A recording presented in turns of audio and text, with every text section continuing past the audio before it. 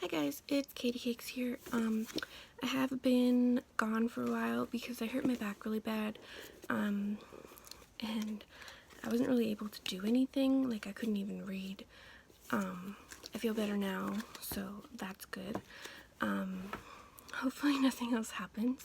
I've been sick and then I went into that, so it's been like a roller coaster of stuff, but anyways, as most of you probably know, this book has been sweeping the internet or booktube in general. Everyone is very excited to read it, and then they read it and no one's really happy with it. And I agree. This was one of my most anticipated books of the year. Honestly, I think I enjoyed The Mister by E.L. James better than this, and I hated that book. This book has so many problems, and I want to talk to you about them because, like I said, everyone that I'd heard didn't like this book, but they never tell you why. So then you're like, well, maybe it's not that bad. Trust me, it is. It is. So I forced myself to read this book so that I would be able to tell you guys my issues with it. You guys might not have the same issues with it as I do, and that is fine. Everyone is entitled to their own opinion. This might be your favorite book. It's not mine. I don't like it, but I'm here to share my view about it. If you don't agree, that's fine. But yeah, so this isn't really a problem per se, but I didn't understand why it was in here. So the first page starts with Jack in 9th grade. I don't understand why we need to know how he was in 9th grade, because then it jumps 2 years to when he is in 11th grade. And then it starts talking about him like 20 or 30 years later. Why do we need to know his backstory? There's not even really a backstory. It's like 2 paragraphs. Why does that matter? But anyway, and then I felt as though this was insulting to men and women. Pretty much any gender, that you are. I know that there is guys out there like this, but I don't think that we needed to highlight it. So basically, the male lead is at a bar with his 2 friends, and his 2 friends are on Twitter or Tumblr or something, a dating app in any case, not Tinder. And they're just swiping right to everybody because they get more matches, and yeah. So then his other friend is like, but he matches with mostly dogs. I'm not looking to get caught up with a girl so ugly I gotta put a bag over her head. I don't like that sentence. That sentence is disrespectful. Just because someone is not pretty to you doesn't mean they're not pretty to someone else. And I don't think that that needs to be brought up. This is very offensive. Maybe I'm just being picky in this book. I don't know. But I hated this book. It made me cringe in so many parts. And it was just, no.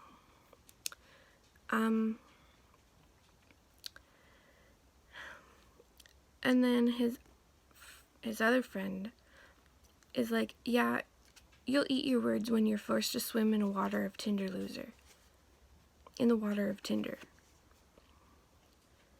Then you'll realize that it's kill or get killed. The women on here are either bots or butt ugly. So they're literally saying that every single woman that is on this dating site is ugly. So why then do you want to be on it? If they're not attractive to you, why are you putting yourself through that?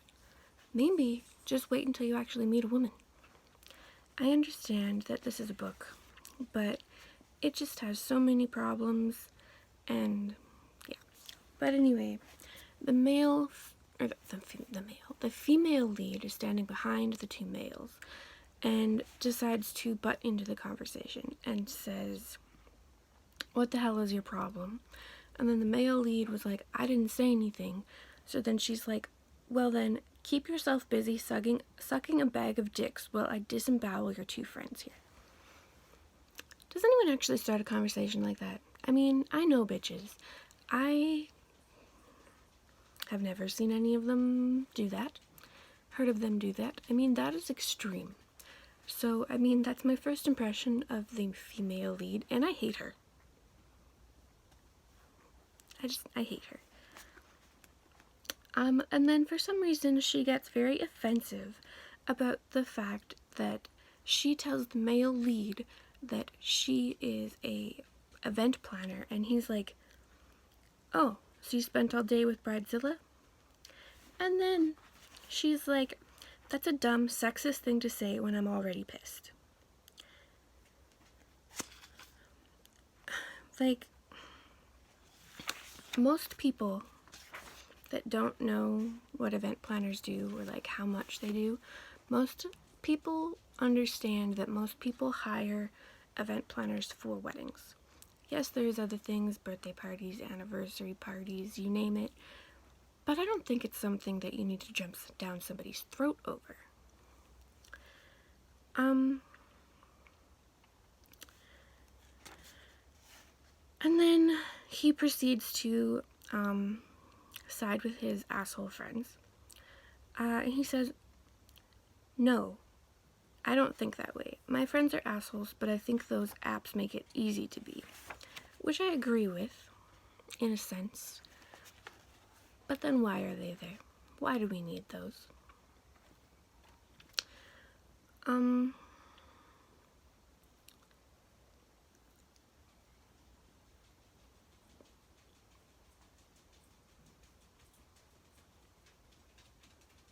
Not really sure why I highlighted that part, but one thing that really bugged me throughout this book was that the author kept using bro, and I don't understand why, but this paragraph, for instance, he hated that she was likely lumping him in with some douche bro who'd done her wrong. But he could understand. He knew what kind of shit men pulled when they were trying to dip their wicks. He'd been friends with Chris and Joey for 2 decades. Have you guys ever met anyone that talked like that? Because I haven't.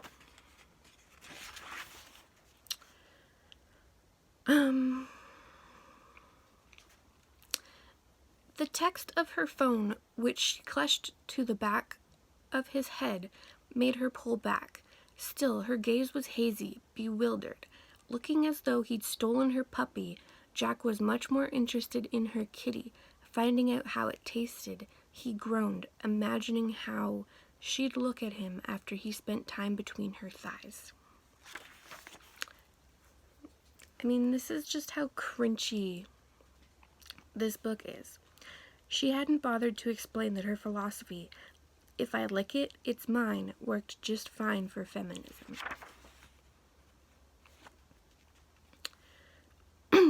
You know, they have sex toys that will literally suck your clit for you now. Her friend was looking for a husband, but Hannah was starting to doubt the utility of a husband given the recent advance in sex toys. "Honey, dudes are too plentiful and low in value for you to be wasting time on a guy who thinks that a dick pic, a shitty one at that, is romantic."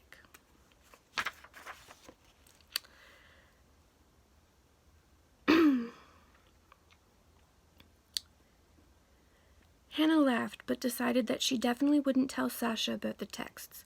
If her friend only knew how unsatisfying it was when a guy pursued her these days. Every time a guy hit on her, all she could think about was how much work he would be and how disappointed she would be when he started acting like an ass. So I think this female character, just by their inner thoughts, should possibly think about being gay or just not dating in general. I don't know why she'd put herself out there, but whatever.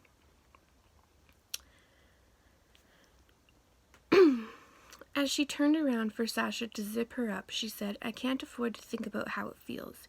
If I do that, I'll fall down with my legs open and his penis between them. Then he'll never call me again, and I'll never get promoted to VP. As her colorful grandfather used to say, men paid attention to a woman who turned up their tails and ran a little." So you think the power of your great 70s bush is going to keep your legs closed? I don't think it works that way. I mean, I really don't think that I need to go into detail on why these bug me. I think you guys will just understand. So this guy was looking at or he was listening to a TED Talk, and he felt the need to write this down because it was good. Being good at dating is simple. Make a plan and follow it. Communicate. Pay attention to your date and be clear about how you feel about her without jumping the gun and ruining by seeming too eager. Treat women like they are actual people. Because, newsflash, they are. Shouldn't that be common sense? Why would you need to write that down?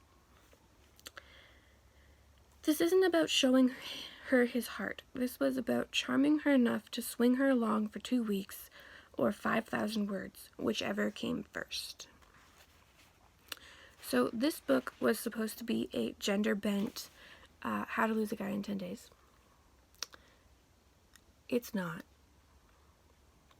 Yes, they're both competing like they did in How to Lose a Guy in 10 Days, but this book is crap.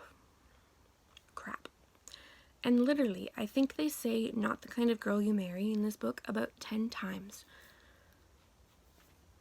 I mean, and this book, I found it very racist, sexist, like everything. It offended, I think it would literally affect anybody.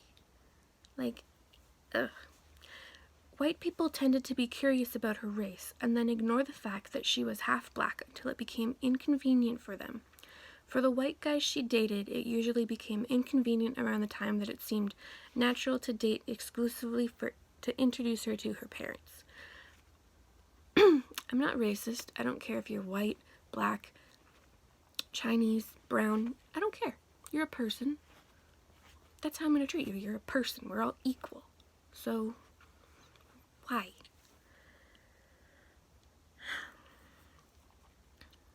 Yeah. Okay.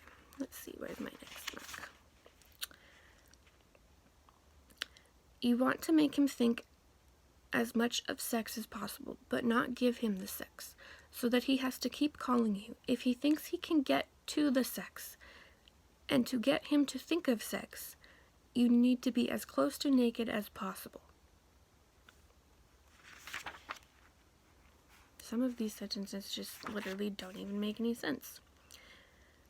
So this chick got tickets to a hockey game, and then invited him along, and then decided to play stupid on the fact that she didn't know what a, what is it called?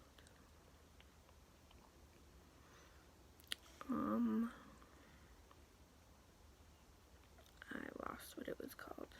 It's like a puck off or something. Either way. And then she asked him to explain it to her, and then she proceeded to put her hand on his, like, on top of his pants, where his crotch is, so that he would shut up. And then she's like, "If I take my hand off your dick, are you going to keep acting like one?" How is that his fault? You told him to explain to you. He did. It's not his fault.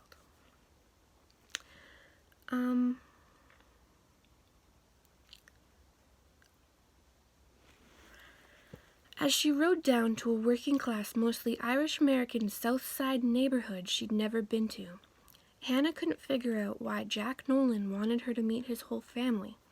She hadn't even had his dick in her mouth yet, and he was vetting for her for wife material. Like, what? I just, honestly, I don't really understand this book. Again, she hadn't even had his dick in her mouth, and he was ready to risk a disappointed parental look and oblique racist comments. He either had the largest set of brass balls in history, or there was more going on here than she knew about.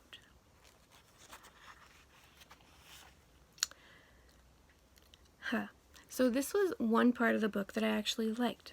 So there's our lead female is named Hannah, and then she works as an event planner, and there's a bitch in her office, and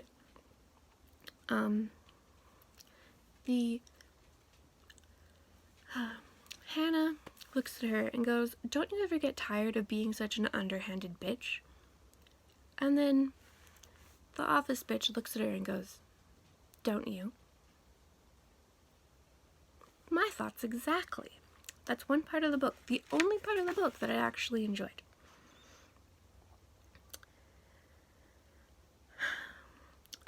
So then the guy is the how-to guy in this situation, and he is being forced to write the same article as they did in How to Lose a Guy in 10 Days.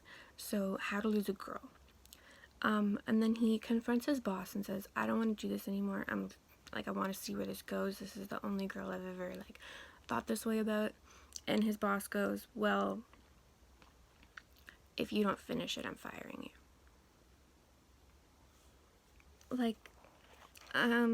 If you're gonna pick love over a job, great. If you're gonna pick a job over love,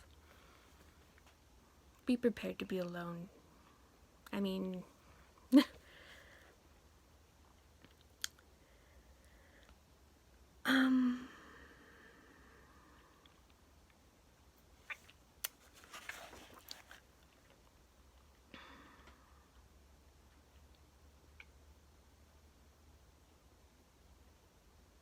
okay. Just to show another little bit of, I'm not kidding or joking or crazy sash. Hannah took a fortifying sip of the second necessary beverage of the day. The crisp champagne and sweet orange juice were a non-doctor recommended balm to her sore throat and raw heart. You don't know what it's like, because you don't have to. When I was with Noah, I wasn't black enough because 70% of my friends are white. And I grew up in an almost all-white town, and I went to maybe the whitest school in that very white town. And I refused to be who he wanted me to be, to forget my family and friends who loved me, and become some hot-up's idea of a stepward wife for him. And my last point. I really don't understand why this book felt the need to constantly say things like, it was a white town. I went to this white Irish American place that I'd never been to before. I am a cisgendered male. I am a cisgendered female. I am heterosexual. The heterosexual male.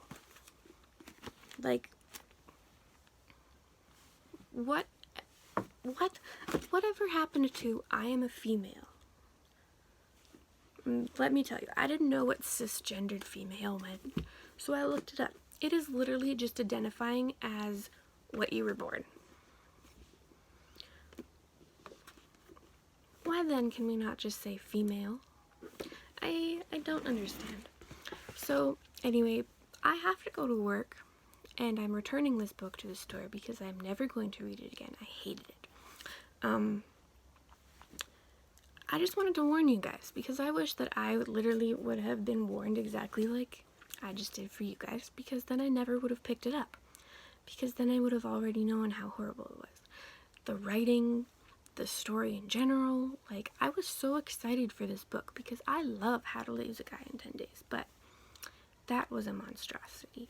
I would much rather reread The Mister by E.L. James. If you want to give it a try, good luck. If you love it, sorry I did this to your book, but yeah, everyone is entitled to like or hate different things, and that is fine. But yeah, sorry this video is a little salty. Hopefully my next one will not be. My next read is The Toll, which is the finale in Scythe. I loved the first book, hated the second book, hoping I like the third one, so we will see how it goes. Thank you guys so much for watching, and I will see you in my next video. Bye!